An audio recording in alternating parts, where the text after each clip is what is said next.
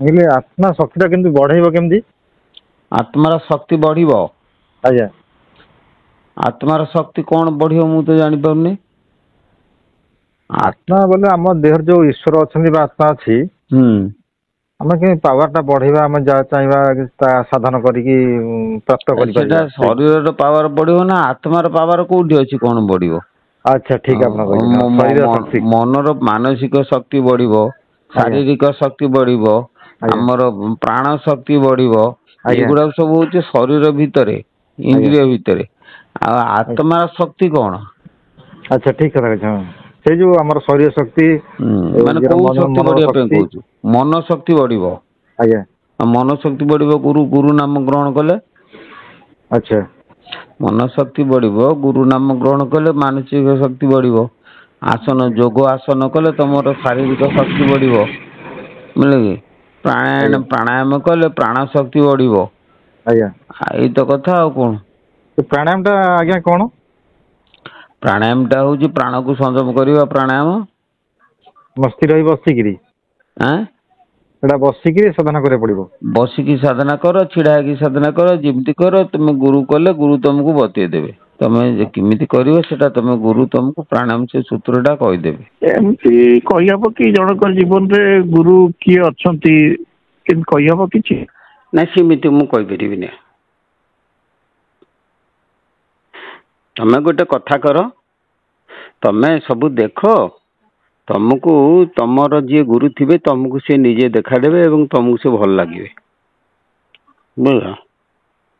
ତମେ ତାଙ୍କୁ ସମସ୍ତିଙ୍କି ଦେଖିଲା ପରେ ତମ ଗୁରୁ ଯିଏ ତମକୁ ଅଲଗା ଜଣା ପଡିବେ, ତମ ନିଜର ବୋଲି ଜଣା ପଡିବେ। ତମେ ଭାବିବ ଯେ ହଁ ଇଏ ହଉଛି ମୋ ତମକୁ ଯିଏ ନିଜର ଜଣା ପଡେ ସେଇ ତମର ଗୁରୁ। ଆଉ କଥାଟା ଟିକେ ବାଜିଲା। ଆଉ ସିଏ କହୁଥିଲେ ଯେ କହିଲେ ଏଇ ଦେହ ଭିତରକୁ ପବନ ଯେତିକି ପଶୁଛି ସେତିକି ବାହାରୁଛି। ତାହେଲେ ଆଉ କେତେ ପବନ ରହୁଛି ଯେ ଶରୀର ଟା ବଞ୍ଚିକି ଜୀବିତ ଅବସ୍ଥାରେ ରହୁଛି? ହୁଁ। ସେଇ କଥାଟା ସେ ପଚାରୁଥିଲେ, ମୁଁ ଶୁଣିକି ଗଲି। ସେଇ ଦିନଠାରୁ ମୁଁ ଗୋଳେଇ ଘାଣ୍ଟେଇ ହଉଛି।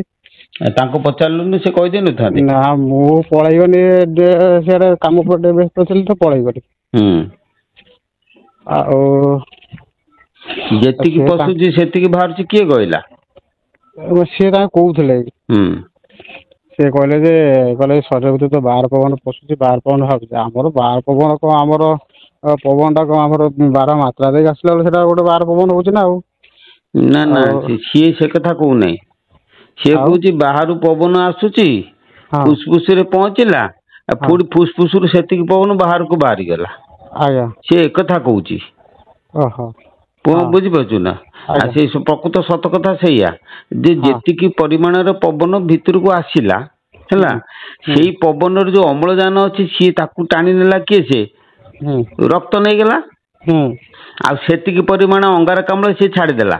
ହୁଁ ଆଉ ତାକୁ ଅଙ୍ଗାରକାମ୍ଳ ନେଇକି ବାହାରକୁ ବାହାରିଲା। ଅମ୍ଳଜାନ ନେଇକି ଯାଇଥିଲା, ହୁଁ ଅଙ୍ଗାରକାମ୍ଳ ନେଇକି ବାହାରକୁ ବାହାରିଗଲା। ହୁଁ ବୁଝିପାରିଲୁ? ଏଟା ହୁଁ ହଉଛି ସ୍ଥୂଳ କଥା, ହୁଁ ବିଜ୍ଞାନ କଥା। ହୁଁ ନାଇଁ ୟା ସହିତ ଆମର କୌଣସି ସମ୍ପର୍କ ନାହିଁ। ହୁଁ। କଣ ବୁଝିପାରିଲୁ ନା? ଆମର ହେଲା ତୁ କଣ ପ୍ରଶ୍ନ କଣ କହୁଛୁ? ତୋର ଉତ୍ତର ଟା ପ୍ରଶ୍ନ ଟା କଣ? ମୁଁ ସେଟାକୁ ଅନୁଭବ ଯେତେ ପ୍ରକାର ଚେଷ୍ଟା କରୁଛି ମୁଁ ଭାବୁଛି ଆମର ଯୋଉ ଅପାନ ବାୟୁ ଟା ଆମ ଭିତରକୁ ଆସୁଛି କି ପ୍ରାଣବାୟୁ ପଦାକୁ ବାହାରୁଛି, ହଁ ମୋ ମନ ଭିତରେ ଗୋଟେ ସନ୍ଦେହ ସୃଷ୍ଟି ହଉଛି ହଁ କି ପବନ ଟା ତ ଆମର 5ଟା ନାଁ ଦିଆଯାଇଛି, ଜାଗା ନେଇକି ନାଁ ଦିଆଯାଇଛି, ସ୍ଥାନ ହଁ ନେଇକି। ହଁ କିନ୍ତୁ ବାହା ଗର୍ଭରେ ଯେତେବେଳେ ଥିଲା ବେଳେ ସେତେବେଳେ ତ ନିଃଶ୍ୱାସ ପ୍ରଶ୍ୱାସ ପିଲାଟା ସବୁ ଚାଲି ନଥାଏ। ହଁ କିନ୍ତୁ ସେ ଜନ୍ମ ହେଲା ପରେ ଯାଇଥାଏ, ହଁ ଆସିଲା ପରେ। ହଁ କିନ୍ତୁ ସେଇ ମାନେ ଜୀବନ ଆମ ଯୋଉ ଶରୀର ଟା ଅଛି ଯେତିକି ସମୟ ପବନ ଆସୁଛି କି ପଦାକୁ ସେତିକି ଯୋଉ ବାହାରିକି ଯାଉଛି, ମାନେ ସେ ହଁ କଣ ଟା ଭିତରେ ରହୁଛି ଶରୀର ଟା ଜୀବିତ ହେଇକି ରହୁଛି। ହଁ ଆଉ ସେ ଜିନିଷ ଟା ଗଲା ପରେ ଶରୀର ଟା ମୃତ୍ୟୁ ହଉଛି। ହୁଁ ତାହେଲେ ତୁ ଭାବୁଛୁ ପବନ ଟା ହଉଛି ଜୀବନୀ ଶକ୍ତି?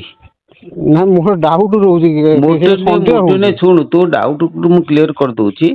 ଆମ ଦେହ ଭିତରେ ଯୋଉ ଚେତନ ଶକ୍ତି ରହିଛି, ହେଲା କି ହୁଁ ହୁଁ ହୁଁ ସିଏ ହୁଁ ହୁଁ ପ୍ରାଣ ଶକ୍ତିରେ ପରିଣତ ହେଇକି ପବନକୁ ଆଶ୍ରୟ କରିକିରି ଖେଳୁଛି। ଓହୋ ଠିକ ଅଛି ବାବା, ବୁଝିପାରିଲି। ତେଣୁ ସେଇ ଯୋଉ ପ୍ରାଣ ଶକ୍ତି ଟା ହଉଛି ଆମର ଜୀବନୀ ଶକ୍ତି। ହୁଁ ସିଏ ପବନ ମାଧ୍ୟମରେ ଦେହ ଭିତରେ ଖେଳୁଛି। ହୁଁ ପବନ ହଉଛି ଗୋଟେ ମାଧ୍ୟମ। ହୁଁ ମୁଁ ବୁଝେଇ ଦଉଛି ଯେ ହୁଁ ତମେ ଗୋଟେ ଘଣ୍ଟାକୁ ପିଟ।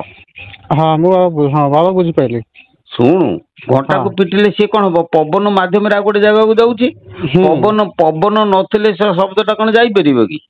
ନାଇଁ ଯିବନି।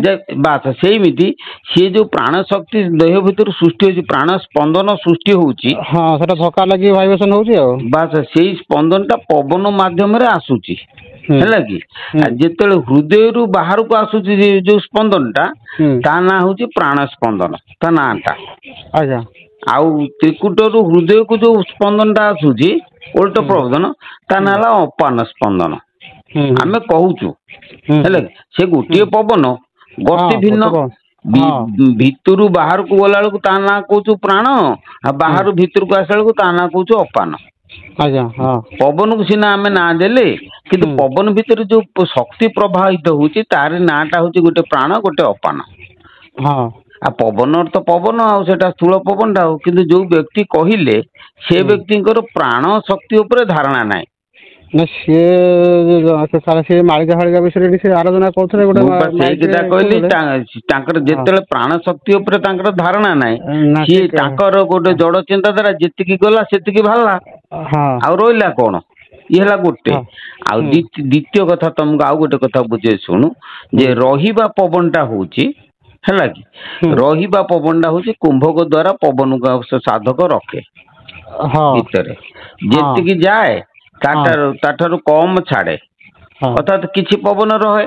ହୁଁ ଏଇମିତି ପବନ ରଖି ରଖି ରଖି ରଖି ସ୍ୱତନ୍ତ୍ର ସେ ଶରୀରକୁ ବାୟୁପୂର୍ଣ୍ଣ କରେ ହୁଁ ପ୍ରାଣାୟାମ ମାଧ୍ୟମରେ। ଏଟା ଗୋଟେ ଅଲଗା କଥା, ହୁଁ ହେଲା। ଏଟା ପବନର ଆଜ୍ଞା କ୍ରିୟା, କାରଣ ପବନ ଆମ ଶରୀର ଭିତରେ ହୁଁ ଯେତେବେଳେ ପୂର୍ଣ୍ଣ ହେଇଯାଏ, ପବନ ଆମ ଶରୀରକୁ ବିଶୋଧନ କରେ।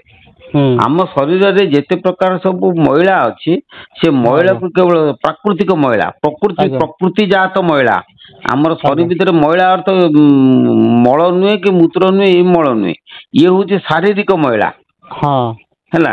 ଆତ୍ମିକ ଆଜ୍ଞା ମଇଳା, ପ୍ରାକୃତିକ ମଇଳା ଆମ ଶରୀର ଭିତରେ ଯିଏ ରହିଛି, ପ୍ରକୃତିର ମଇଳା, ସେ ହୁଁ ମଇଳାକୁ ସିଏ ଶୋଧନ କରେ କିଏ? ସିନା ପବନ। ହୁଁ ଆଉ ଶାରୀରିକ ମଇଳାକୁ ମଧ୍ୟ ବିଶୋଧନ କରେ, କାହିଁକିନା ଅମ୍ଳଜାନ ଯେତେବେଳେ ଦଉଛି। ହଁ ତେଣୁ ପବନକୁ ଆମ ସାଧୁମାନେ କେତେକ ତାକୁ ଛାଞ୍ଚୁଣି ବୋଲିକି ପ୍ରମାଣ ଦେଇଛନ୍ତି, ଝାଡୁ। ହଁ ହଁ ଝାଡୁ କରୁଛି। ଝାଡୁ ଯେମିତି ଘରକୁ ଓଳେଇକି ସଫା କରେ, ସେମିତି ହୁଁ ଦେହ ରୂପକ ଗୃହକୁ ପବନ ଝାଡୁ ଓଳେଇକିରି ସବୁବେଳେ ପାଇଁ ସଫା କରେ। ହୁଁ କିନ୍ତୁ କ୍ରିୟାଟା ହଉଛି ପ୍ରାଣାୟାମ। ବାବା ମୁଁ ଏଠି କିଛି ଦିନ ଧରି ପ୍ରାଣାୟାମ ଛାଡିଦେଲି, ମୋ ଛାତି ଟା ବାବା ଟିକେ ପେନ୍ ହଉଛି। ଆଉ ମୁଁ ଟିକେ ଡରିକି କରୁନି, ଯାଇଥିଲି ମେଡିକାଲ ଯାଇଥିଲି ଟ୍ରିଟମେଣ୍ଟ ହେଇକି ଆଇଲି, କିନ୍ତୁ ନା ନର୍ମାଲ ନା, ତୁ ବାହାରିଲା। ପ୍ରାଣାୟାମ ଯୋଉ କରୁଛୁ କାହା ନିର୍ଦ୍ଦେଶରେ କରୁଛୁ? ମୁଁ ବାବାଙ୍କ ଯାଇଥିଲି, ମୁଁ ତ ଦୀକ୍ଷିତ ହେଇଥିଲି। ହଁ ଆମର ଯୋଉ ଓଳାଶୁଣୀ ଆଶ୍ରମ ଅଛି, ହଁ ଆମ ଘର ପାଖରେ ସେ ବାବାଙ୍କ ତାଙ୍କ ଆଶ୍ରମ ଟା ଆମ ଘର ପାଖରେ, ସେଇ ଆମ ଯାଜପୁର ଟାଉନ। ହଁ ଆଉ ମୁଁ ସେଠୁ ଦୀକ୍ଷିତ ହେଇଥିଲି। ହଁ ଆଉ ମୁଁ ଏଠି 2-3 ମାସ ହେଲା ଛାଡିଦେଲି। ଆଗରୁ ଥରେ ମୁଣ୍ଡ ମାଡ ହେଇଥିଲା ଛାଡି ଦେଇଥିଲି, ଫେରେ ହଁ ଏବେ ଛାତି ଟା ମାନେ ମୁଁ ଗଲି ଯେ ଦୁନିଆ ଚେକ୍ ଫେକ୍ କଲି, 20-25 ହଜାର ଟଙ୍କା ଖର୍ଚ୍ଚ ହେଲା, କିଛି ନର୍ମାଲ ହେଲା। ହୁଁ। ଆଉ 4 ଦିନ ଶୁଣୁ, ମେଡିସିନ ଖାଇଲି, କମିଗଲା। ପ୍ରାଣାୟାମରେ ବ୍ୟତିକ୍ରମ କଲେ ଦରକାର ପଡ଼ିଲେ ତୁ ମୃତ୍ୟୁ ମୁଖରେ ପଡିବୁ। ମତେ କହିଲେ ତମେ ତେଲ ଫେଲ ଭାଜି ଖାଉଛ, ଇଏ କରୁଛ, ସେ କରୁଛ। ସିଏ ଡାକ୍ତର କହିପାରିବେନି। ଗୋଟେ ହୁଁ କଥା ଶୁଣୁ, ଯେ ୟୁଟ୍ୟୁବ ଏପିସୋଡରେ ମୁଁ ସବୁ କହୁଛି, ପ୍ରାଣାୟାମ କଥାଟା କହୁନି। ନା ସେଟା ତ ଆପଣ ଜମା ଛାଡୁନାହାନ୍ତି। ନା, ମୁଁ ପ୍ରାଣାୟାମ କଥା ଛାଡିବା ମାତ୍ରେ ହଁ ଶହ ଶହ ହଜାର ହଜାର ଲୋକ କରି ବସିବେ। ହଁ କରି ବସିଲେ ତାଙ୍କର ଅପରାଧୀ ମୁଁ ହେବି। ହେଲେ ସେଇଟାକୁ ଗୁପ୍ତ ରଖିଛି, ଏଠିକି ଆସିଲେ ଯିଏ ମୋ ପାଖକୁ ଆସେ ମୁଁ କୁହେ। ଆଉ ତାପରେ ମୁଁ ଆପଣଙ୍କ କତିକି ଯିବି ବୋଲି ବାହାରିଥିଲି, ଆପଣ କହିଲେ ନା ରହିବିନି ବୋଲି ମନା କଲେ। ଆଉ ଗଲିନି, ମୋ ସାଙ୍ଗଟାକୁ ଫୋନ କରି ନା ନା, ଯୋଉ ଟାଇମରେ କହିଥିଲୁ ସେ ଟାଇମରେ ମୋର କଣ କାମ ଥିବ ମୁଁ ମନା ଭୁବନେଶ୍ୱର କରିଥିଲି? ପଳେଇଥିଲେ। ହଁ ବାସ୍, ପଳେଇଥିଲି। ମୁଁ କଣ ଆଉ ରହିଲି ସେ ସବୁଦିନ? ମୁଁ ସକାଳୁ ଆଉ ମୋ ପଳେଇଥିଲି, ଗାଡି ଟା ସଞ୍ଜବେଳକୁ ଟିକେ ଆସିବି। କାଗଜ ପତ୍ର ନାହିଁ ତ, ମୁଁ ଯାଇପାରୁନି। ତାକୁ ଟିକେ ଯିବା ଟିକେ ତାଙ୍କ ସେ ଭୁବନେଶ୍ୱର ପଟିଆ। ସେ କହିଲା ହଁ ଯିବା ଯିବା, ଆଉ ବି ଆସିଲା ନାଇଁ। ତାକୁ ଯେତେବେଳେ ଫେରେ କହିଲି ସୁବିଧା ହବ ଯିବି। ଆସିବୁ, କିଛି ମନା ନାହିଁ। ସୁବିଧା ହେଲେ ଆସିବୁ। ହଉ।